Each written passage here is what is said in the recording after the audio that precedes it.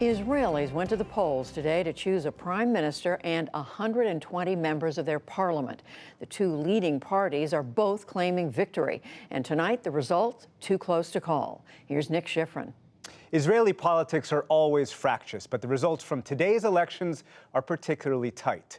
Exit polls show Likud, led by Prime Minister Benjamin Netanyahu, and a coalition known as Blue and White, led by former Army Chief Benny Gantz, to be neck and neck. And it's not yet clear which will be able to form a coalition government with smaller parties. Netanyahu's election quarters are in Tel Aviv, and that's where our John Yang is tonight. John, what are you hearing? What are the latest results that we're getting in?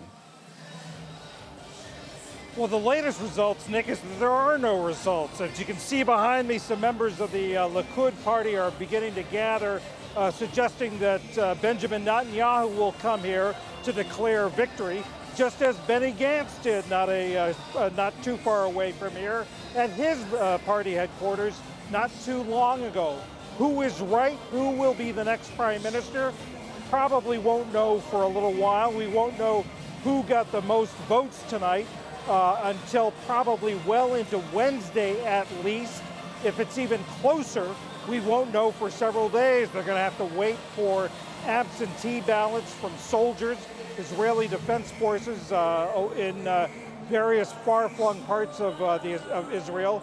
They count by hand here. They do not give out frequent updates as they do in the United States.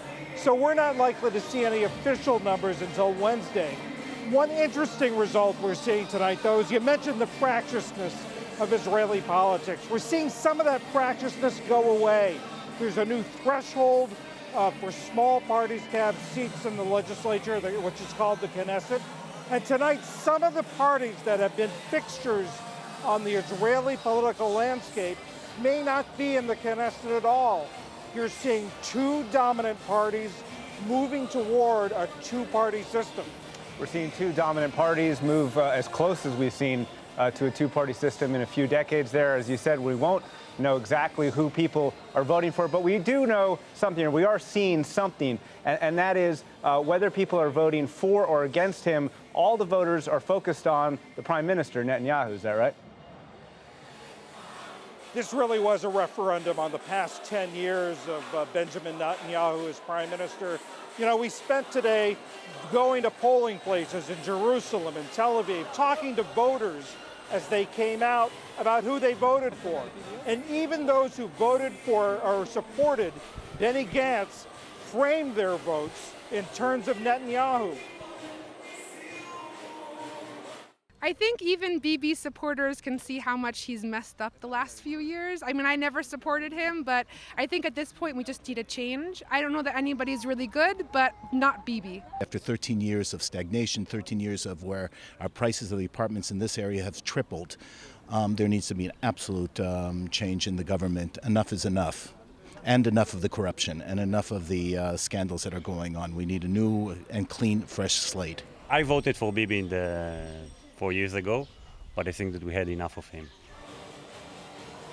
Whether positive or negative, Benjamin Netanyahu continues to dominate the political debate. Whether or not he'll be prime minister remains to be seen, though.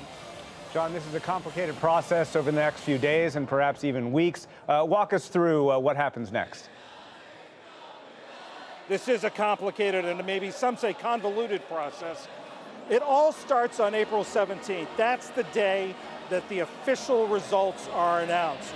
Then begins a series of 7 days of party leaders, the leaders of parties who won seats in the parliament tonight, going to the Israeli president. They tell the Israeli president, Reuven Rivlin, who they would recommend, they would want to see as prime minister. As these conversations go on, Rivlin's doing mental math. He's seeing who could come closer